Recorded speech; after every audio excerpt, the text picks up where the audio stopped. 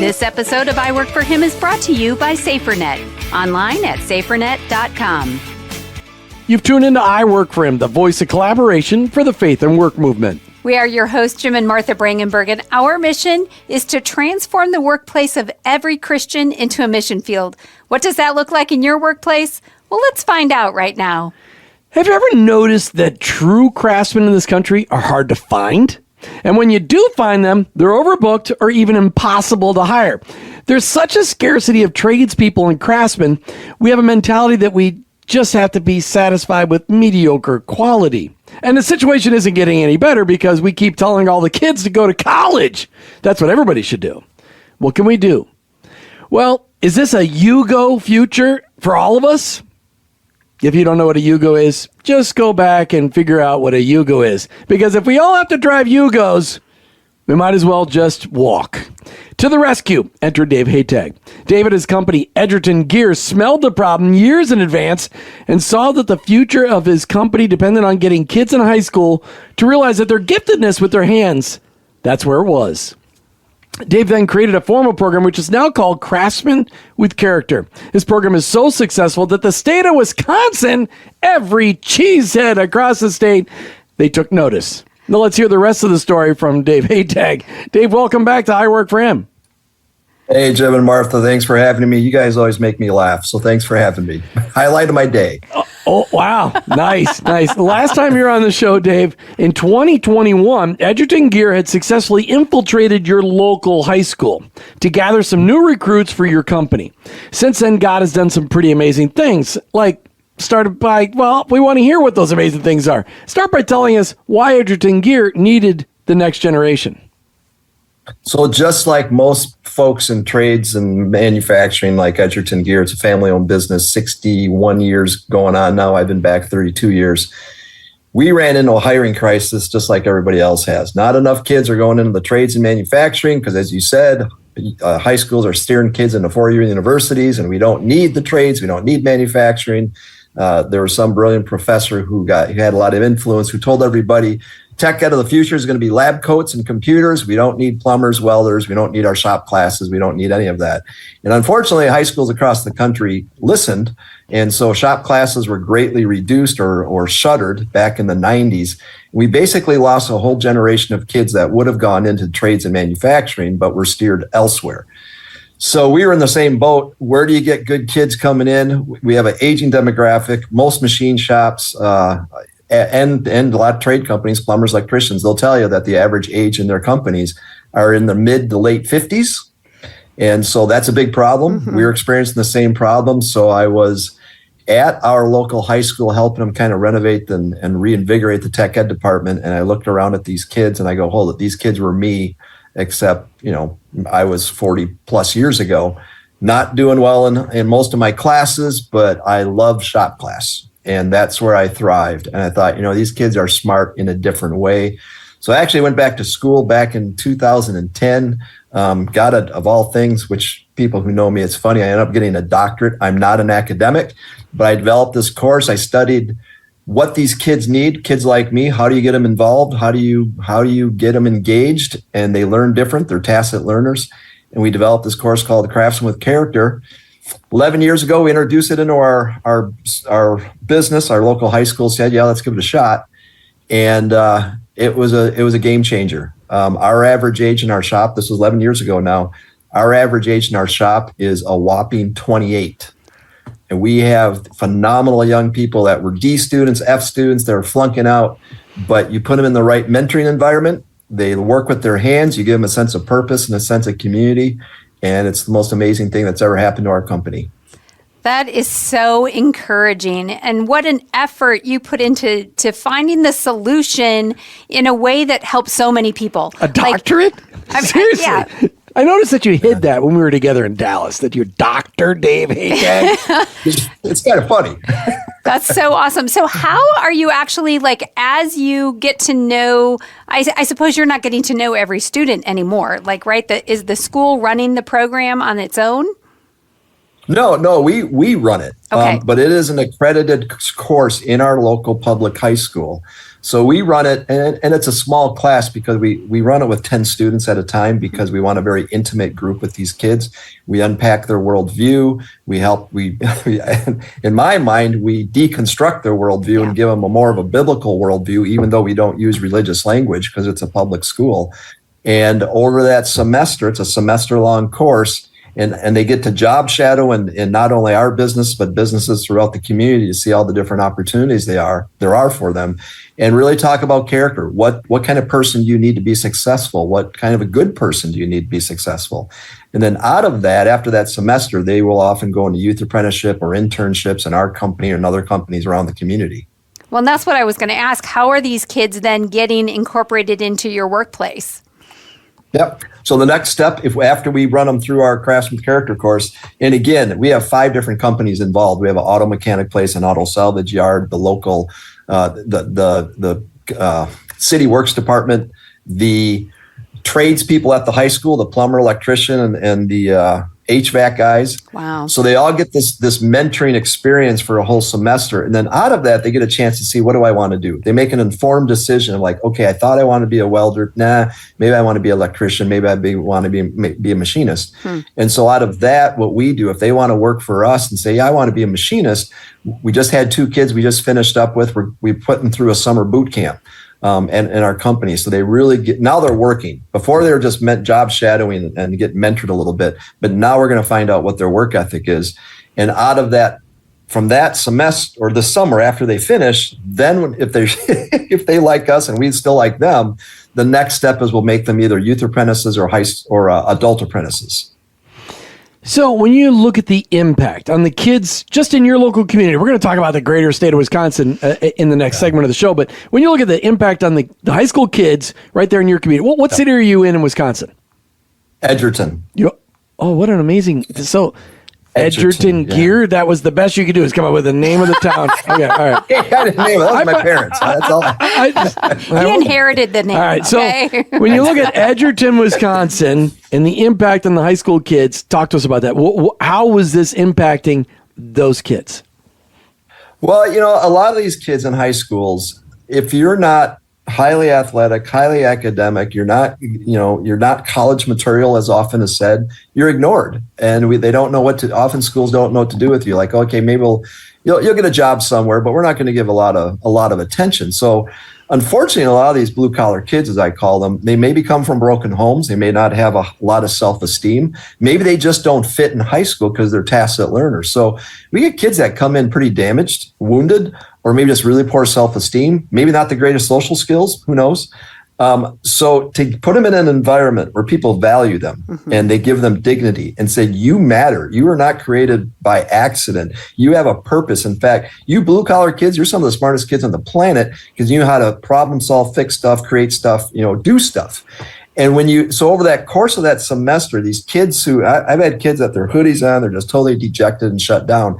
When you pound into them for 16 weeks, how important they are, they physically change. We've had high school counselors call us up and said, we don't even recognize this kid anymore. Pulls his hoodie off, he gets the hair out of his eyes, gets a haircut, and the self-esteem just grows. And, the transformational story is just staggering as we're seeing it over and over and over. How powerful dignity is for a lot of these kids. I love this conversation because you are actually truly setting aside cultural expectations and helping others make really good choices in education. And the same is true about setting aside cultural expectations and making good decisions in our work. And we did that when we decided to sign up with Patriot Mobile for our cell phone service. Their values align with ours, and the American-based customer service takes care of us whether we're on the road or at home. So I just want to encourage all you listeners to check them out today at patriotmobile.com/I work for him. All right, so Dave, what I want to know is how did all this lead to Wisconsin as a statewide rollout for the Craftsman with Character program? When we heard about that, I'm like, yes, I'm so excited because this needs to go national. But first, how did it go statewide in Wisconsin? So since every every county is struggling with this. Every city is struggling with this. Struggling with this. What's this? Tell us what this is. The workforce, the aging demographic of the workforce. So when we say, in manufacturing, the trades, everybody I talked to said we can't get good help. Mm-hmm. We're not replacing our aging workforce. I was in a company way up in northern Wisconsin on Lake Superior in Ashland, one of our better customers, and I walked through their shop. I think I saw one machinist under the age of 50. And the shop supervisor or manager said, we're going to be in huge trouble in the next 5 years because all of our key people are going to be retiring. And you take all that tribal knowledge and that wisdom out of the picture, everybody's scared. I mean, there are businesses that are literally scared. Are we going to survive? And so we belong to this thing called the State Line Manufacturing Alliance, which is we're on the state line with Illinois. And there's 3 counties that we come together. And there's about 50 of us companies that have joined together with local high schools and said, how are we going to fix this problem? And we're talking little shops like ours come up to Frito-Lay plant. Frito-Lay, for instance, has something like 2,300 maintenance mechanics in their factories across the country. Fully 2/3 of them will be eligible to retire in the next 5 years. Oh, man. So that's just one example. So if you like your chips and Doritos, you might want to stock up. Just saying. So anyway, we were. It could be like toilet paper from 2020. Get your potato chips. Get chips now. Get them now. So I was involved in the group with them, and they said, what do we do? We've tried job shadowing, job fairs. We've done all these things to try to get kids interested. And finally, people are saying, okay, and I've tried all those things, and you have limited success. And I finally said to him, I'm going to drop out of this group if you're not going to get real serious about it, because the only way we can fix this problem, we have to care for these kids. It's not just exposing them to the trades and manufacturing. You got to take them into your shops, do deep dive with them, care for them, love them, help them understand what a worldview is and how to be successful. So I did a presentation for the whole group. They came up to our shop, and I started and I explained it to them. And we had one high school, Beloit Memorial. If you go on our website, you'll see it. And Frito-Lay and Scott Forge and a couple other companies gave it a try. And the skepticism of our program was that Edgerton is very vanilla, very white Caucasian. And people said, well, it works in Edgerton, but it's not going to work in social, economic, multiracial communities. Well, Beloit, Wisconsin is that.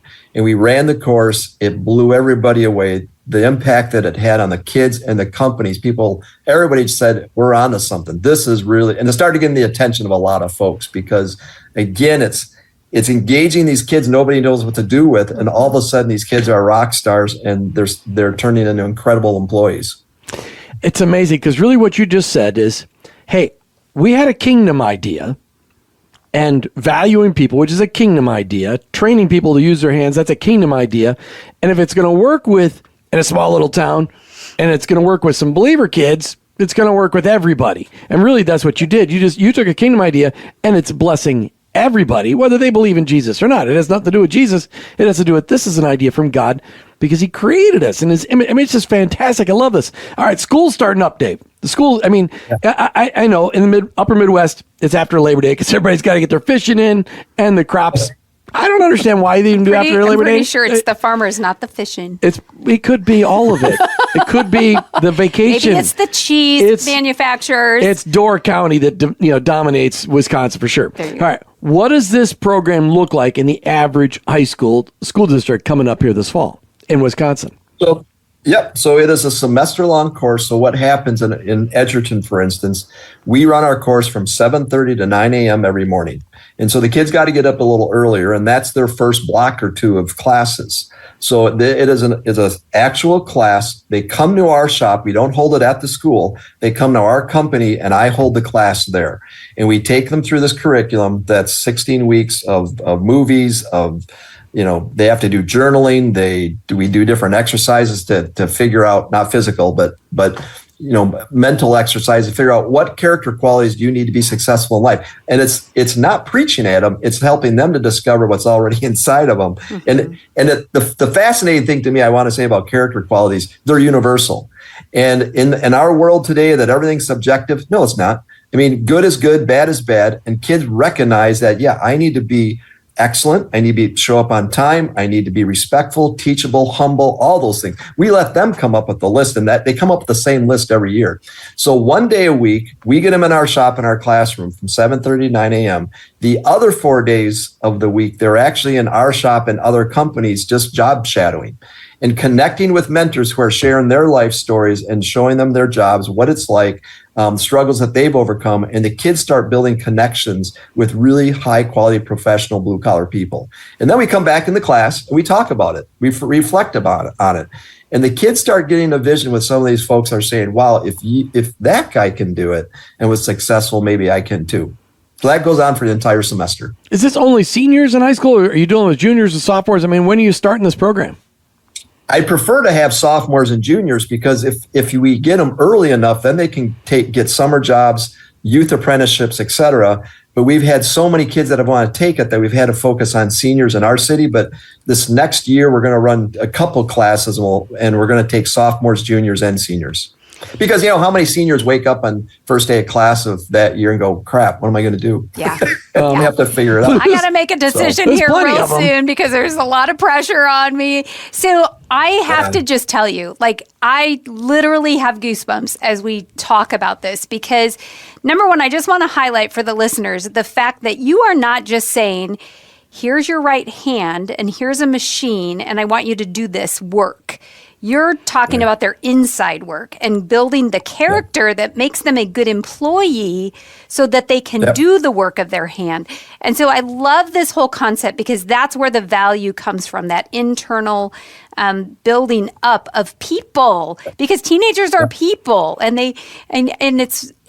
you're just opening the door for them for so many possibilities. And I love that. So you shared that they go and they shadow in these different organizations and see what other people are doing.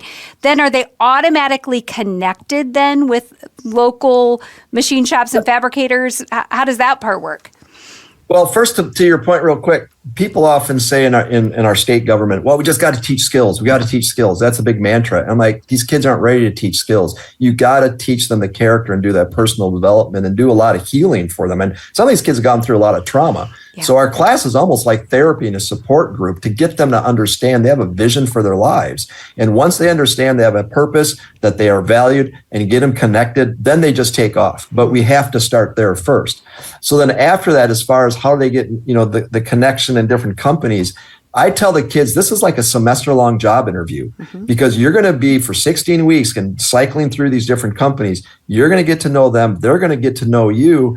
And and too often, I explain too often, a youth apprenticeship is like a blind date. Schools throw the kids into businesses without any vetting process. And so if you have 16 weeks where they're getting to know each other, the anecdote I often share is when we did youth apprenticeship without this vetting process, it's only successful maybe 50% of the time. And that's a dirty little statistic that often youth apprenticeship statistics states won't tell you that.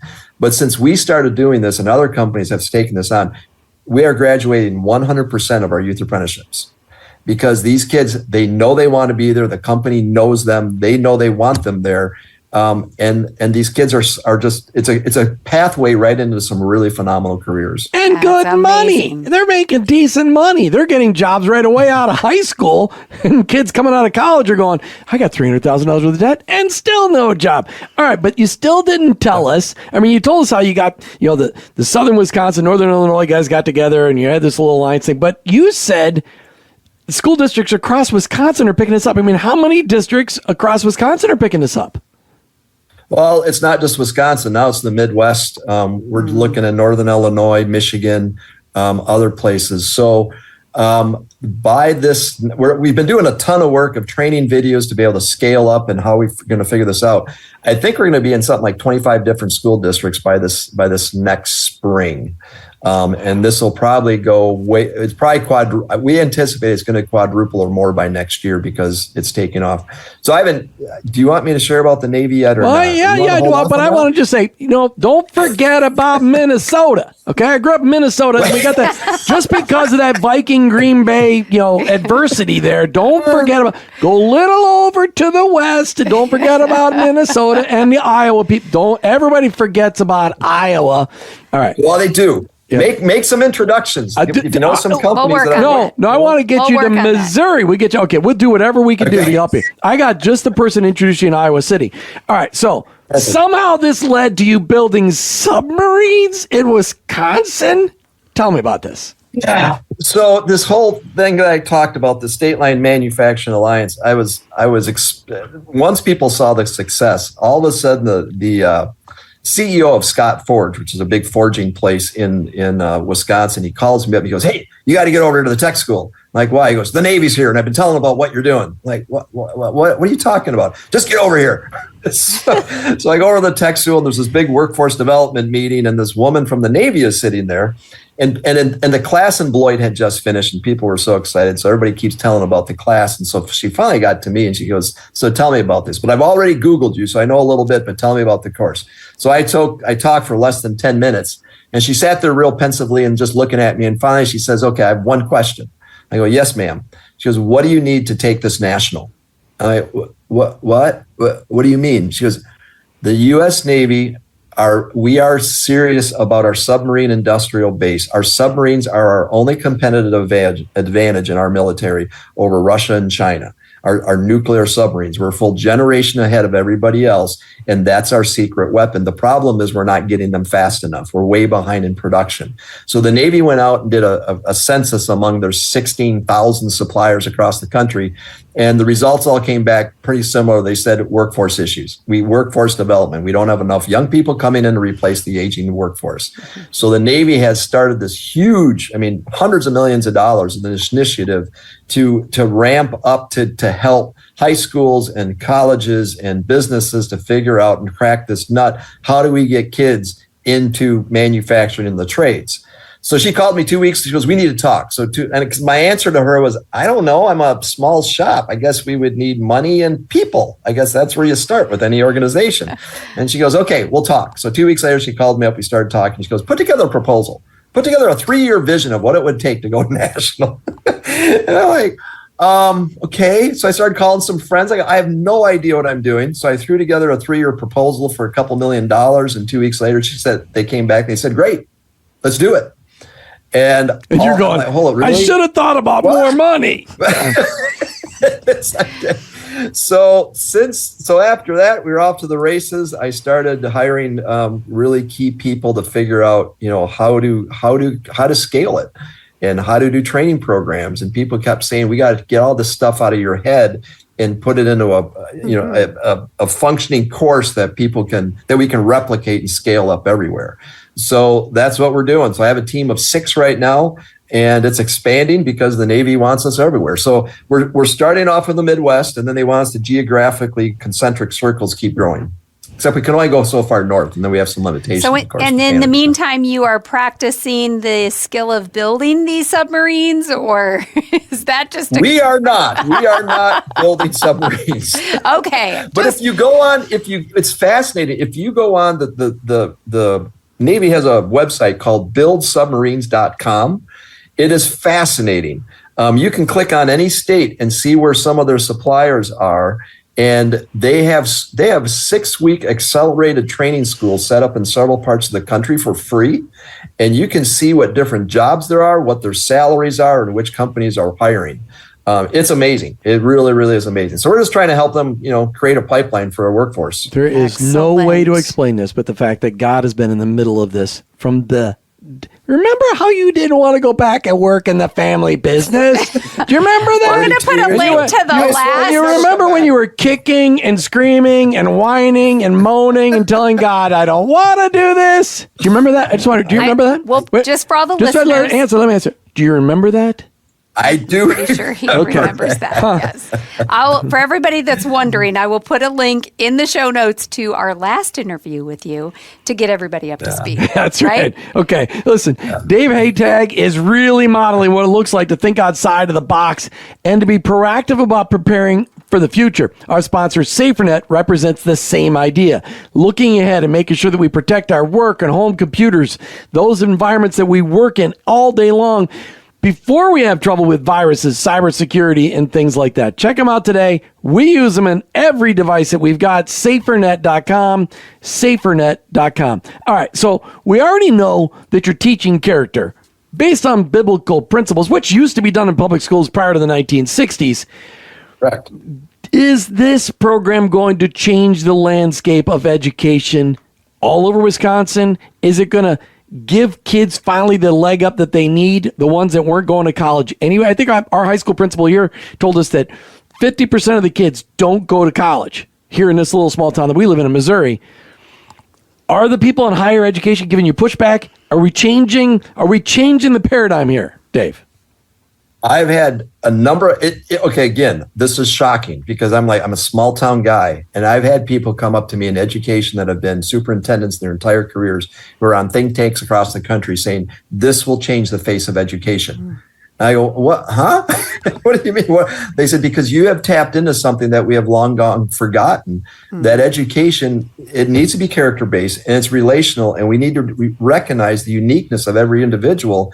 And that knowledge is not knowledge education, just knowledge. That's a small percentage of the population. The majority of our population are tacit learners and relational learners. So for whatever reason, we've gotten away from that. So we really believe this is going to. I've already been asked to help develop programs for healthcare, for tech, and tech ed, retail, hospitality. Because every job no matter every job, we need character. We need good people. And that's, a shameless plug for my book, Good Work. God calls us to be good workers. And God is a God of goodness. Yeah. Dave Hataj for Secretary of Education. Dave Hataj, Secretary of Education. Oh my gosh, in the next presidential, it doesn't matter which No. God has so much momentum going now. Don't stifle it that way.